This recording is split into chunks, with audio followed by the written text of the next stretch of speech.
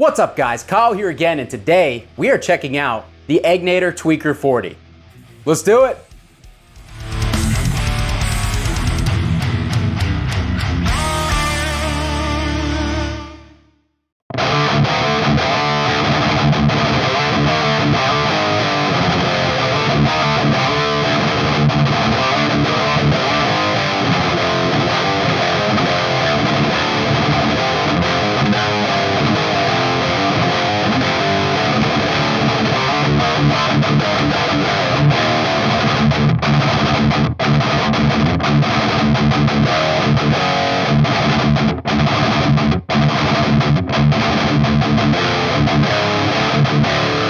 Alright, hope you guys are doing great out there today. If this is your first time here at my channel, my name is Kyle, and what I do is I take awesome high gain amplifiers, cabinet speakers, overdrives, guitars, and pickups. I record them with a simple SM57 setup, and I give you guys the unprocessed audio on your end. So if you're into E standard thrash riffs, drop C hardcore riffs, and dudes who had to repeat that line 4 times to get it right, you're in the right place. Consider hitting the like button and subscribing on the way out so you don't miss anything else. Thanks. Okay guys, so today we have the Egnater Tweaker 40. This is an amp that I actually was always curious about when I was younger, but then I played an Egnater Tweaker 15 in Guitar Center a few years ago, and it kind of killed my curiosity pretty quick. I was not a fan of it when I tried it out in the store, but this one came up locally for a good price, and I decided to pick it up and give it a go. Spoiler alert, I actually think that this amp sounds awesome.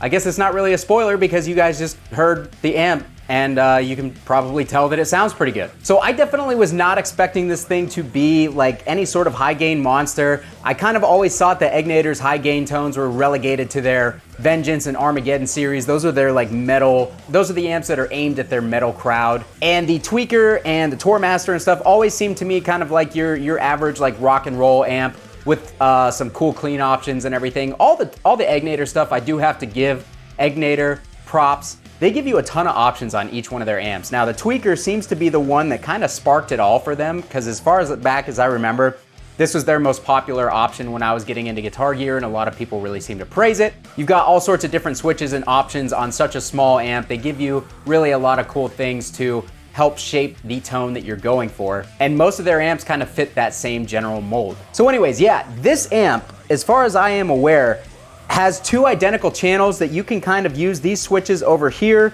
Gain 1 and gain 2, you have a bunch of EQ shaping features. And then even over here on the EQ controls themselves, you've got basically 3 different tone stacks to choose from. So you can go from USA to AC to British. I'm guessing AC is kind of like a Vox tone stack, and then British would be kind of a Marshall tone stack. USA is more scooped and bigger in the low end, so we'll say it's a Mesa tone stack. Here on the master volumes, each master volume also has a vintage and a modern setting. In that intro clip, I was on the vintage setting. I had the switch in the British setting on the EQs. And then over here on gain 1, I had every switch in the up position other than the mid cut, because the mid cut does substantially cut the mids. And you guys know that here at Belligerent Amateur Studios, we like our mids. So for all intents and purposes, gain 1 and gain 2, why did my voice just go that high? I basically just like yelled at you. So for all intents and purposes, each channel is supposed to be identical to each other, and you're supposed to be able to switch back and forth between channel 1 and channel 2 to access 2 different tones. So if you want to set up your clean or your low gain on gain 1 and then your modern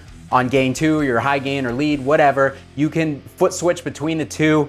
Each channel has the exact same options. The only bummer about that on this amp, if I were going to do that, which I'm not, because again, belligerent amateur, is they have a shared EQ. So whatever tones you dial in between the 2, have to keep in mind shared EQ on those. But anyways, yeah, this thing is fully capable of awesome high gain tones. So we're gonna go ahead and we're gonna jump into dialing this amp in. I have noticed a very, very slight difference in the way that gain 1 and gain 2 sound. I don't know if that's intended or not, but gain 2 does seem a little tad bit more compressed and muffled or something. I'm not sure if it's supposed to be like that. Everything that I know about this amp is it's supposed to be the same between the 2 channels. So just prefacing this whole thing with that, we're gonna stay on the green or channel 1, and at the very end, I'll show you channel 2, channel 1 with all the same settings. That way you guys can see that they are basically identical. I'm gonna go ahead, put everything back up to noon like I typically would. We're gonna leave the gain or the master volume in the vintage setting. I'm gonna turn the gain all the way back to 9 o'clock. We're gonna put all these switches in the down positions. I'm gonna turn off the Electric Eye Mud Killer, which is what I was boosting the amp with in the intro of this video. For the demo today, I have my Balaguer Typhon with the Hypernova pickups, which are a modern high output ceramic pickup. And why don't we just go ahead and finally see how this thing sounds, because I've been talking a lot.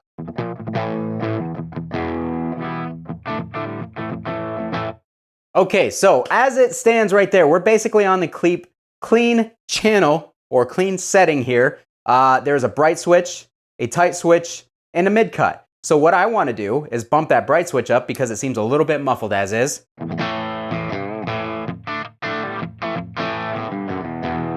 All right, so that immediately brings the highs out and makes the amp sound much more alive. I'm gonna dial the gain up to noon. All right, so we're getting like an edge of breakup thing going on right there that's actually pretty cool. I'm gonna dial the gain up just a little bit more.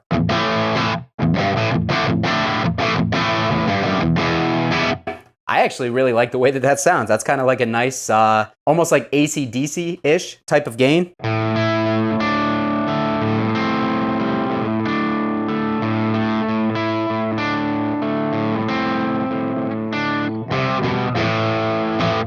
And you can kind of dig in a little bit more to get some more gain. That's cool. Honestly, I dig that. That's really neat. Let's go ahead and pump that gain up to 3 o'clock.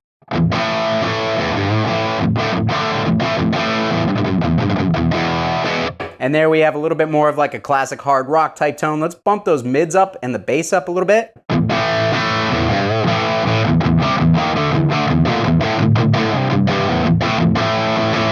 Not bad. It's really not bad. Let's bump it into the tight position.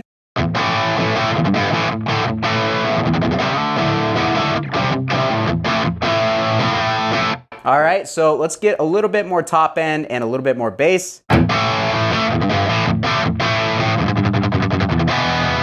For that type of tone, that's not what we're gonna stick to here for very long, but for that type of tone, it does sound really cool. I'm gonna go ahead and switch the mid cut in just to show you what that does.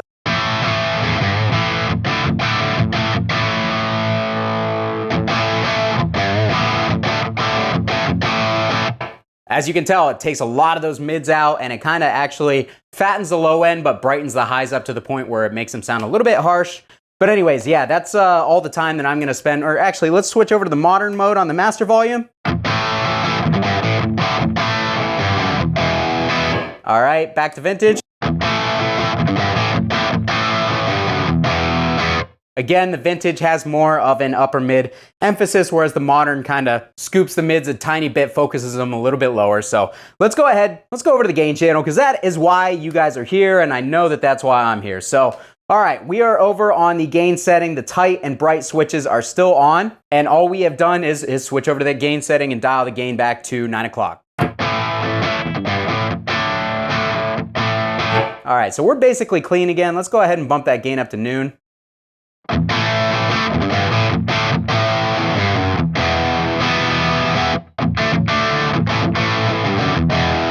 All right, so we still don't have all that much gain on it. Let's go ahead and dial it up to 3 o'clock. And as you can tell, from noon to 3 is where the gain really starts to come on if you're going for the high gain stuff.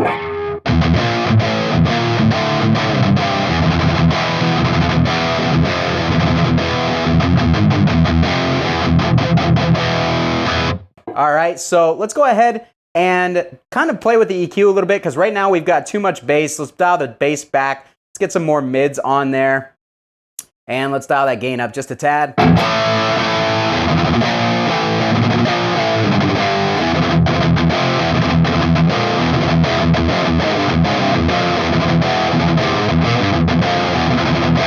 So as it is now, it's definitely a little dry. It's not super saturated by any means. Let's bump it all the way up on the gain setting.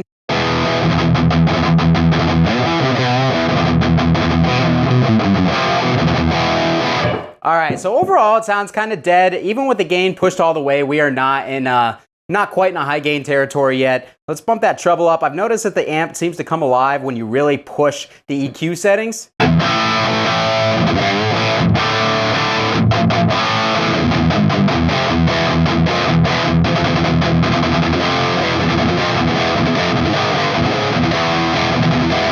All right, so I'm liking that quite a bit. It's a little bit in the mids. It's kind of nasally, I guess. All right, so let's dial those mids back. I actually like it better with the mids higher because the mid EQ knob on this amp seems to kind of adjust the upper mids and takes away from that low mid boxiness or boxeliness. So with the mids dialed higher, it seems to give it more of an aggressive upper mid range.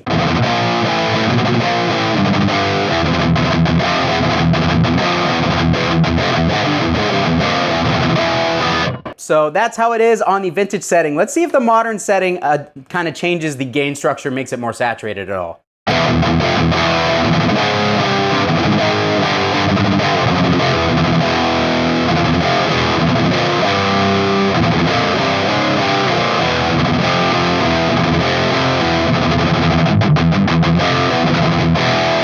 I would say the biggest thing that I don't like about this amp is the low end is a little bit soft. It doesn't really have like a percussiveness to it. So it really, in my opinion, if you were going to play heavier stuff, needs the right boost in front of it in order to not only push the amp into a more saturated territory, but to tighten and focus the low end as well. Let's go ahead and kick that mid cut in.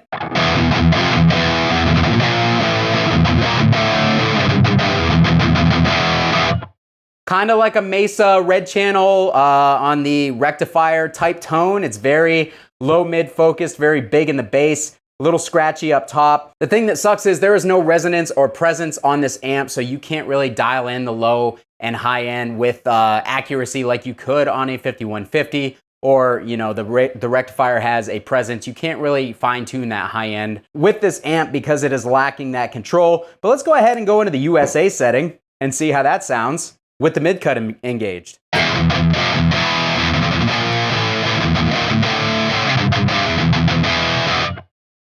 Okay, so there's that, very harsh up top. Let's remove the treble.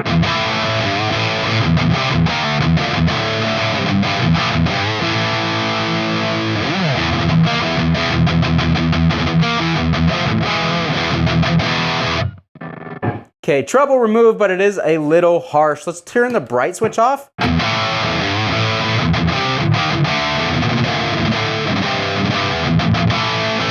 Get some more mids and a little bit more treble to try to take the blanket off the speakers.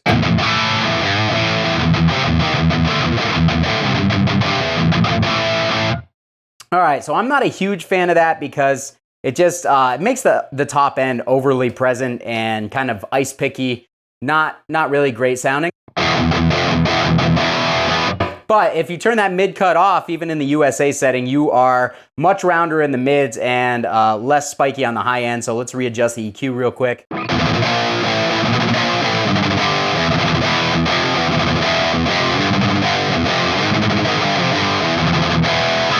That's actually not bad at all. Let's bump that bass up a little bit, pull the highs back just a tad.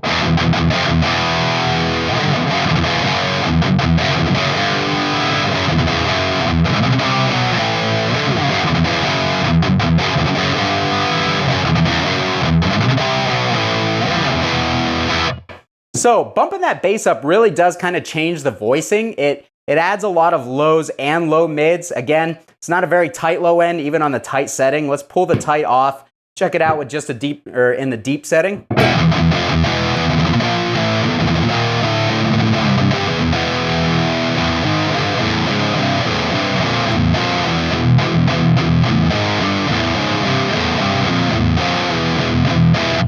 All right, so definitely not my thing. That is really muddy. If you were like a Doom or Stoner guy, you could probably use that, but not for me. I'm gonna turn the tight and the bright back on.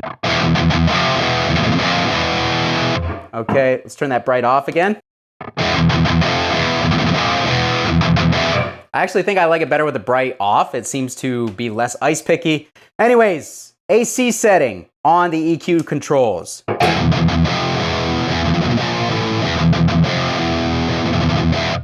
All right, so that's quite a bit midier and really rolled off on the high end. Let's add some treble. Still very muddy. Bright on. The bright almost seems to be reversed. Seems brighter in the normal position than it does in the bright setting, so that's goofy. But yeah, this setting overall.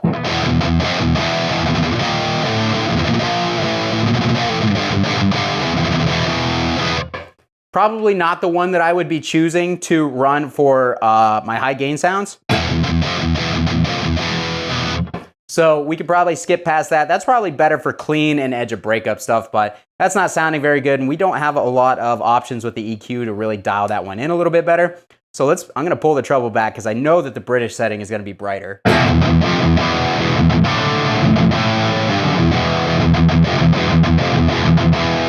All right, so that's what we got. Again, dialing the middle frequency up seems to add some upper mid aggressiveness on this amp.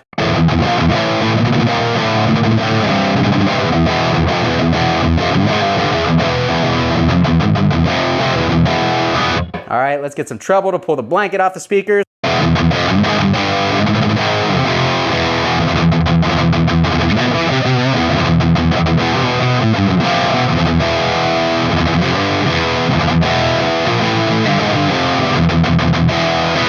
All right, so that sounds good. Again, let's check out the USA side just to compare with the British side.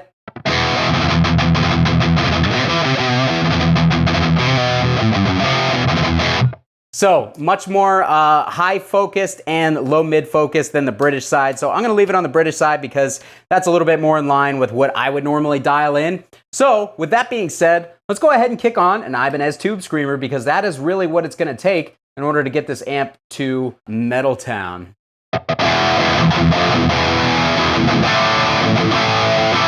All right, so immediately we've got a lot of gain.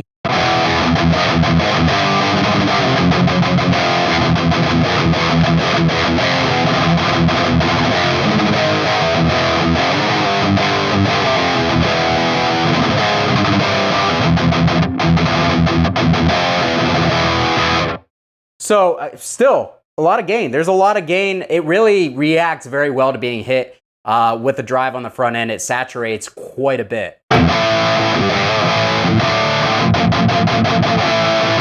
But as of right now, we have a little bit too much mid. So let's pull the mid back. Let's turn that bright switch on.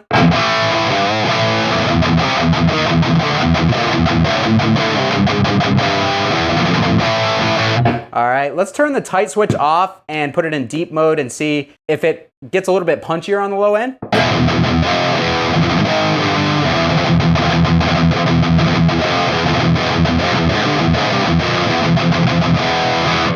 I do like that, but at the same time, it's not very quickly reacting. So let's put it back into the tight mode. And let's go ahead and dial up some bass.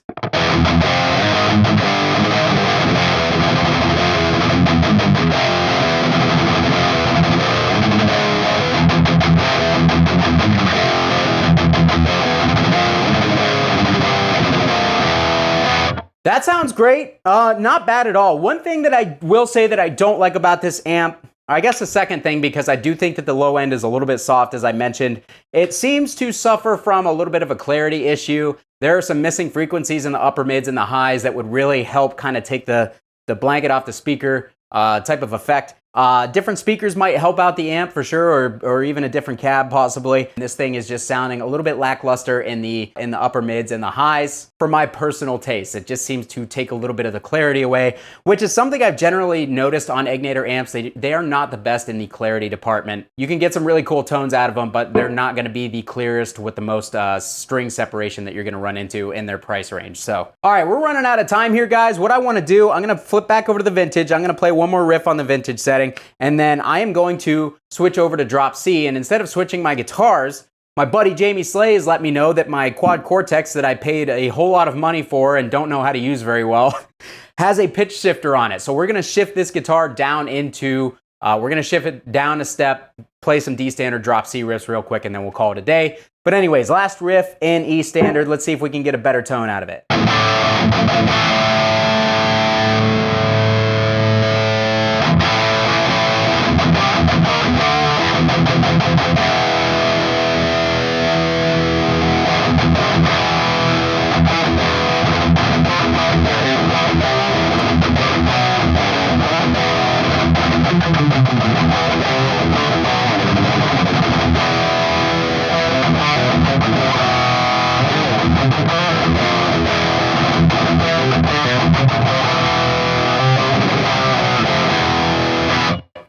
All right, so I'm gonna go ahead, kick this baby into drop D or D standard essentially.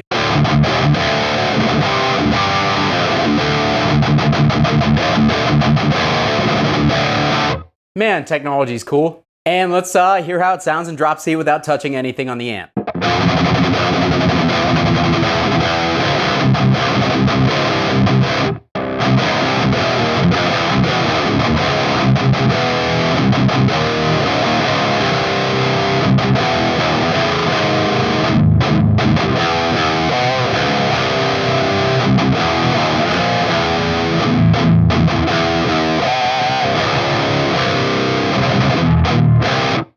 All right, so let's get a little bit more top end there, a little bit more mids.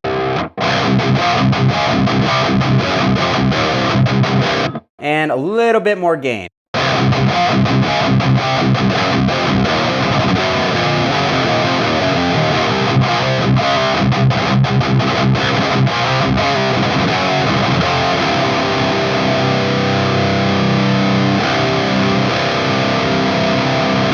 All right, last riff, guys. We're in drop C. I think I've got this thing dialed in pretty good with the Electric Eye Mud Killer. Let's riff.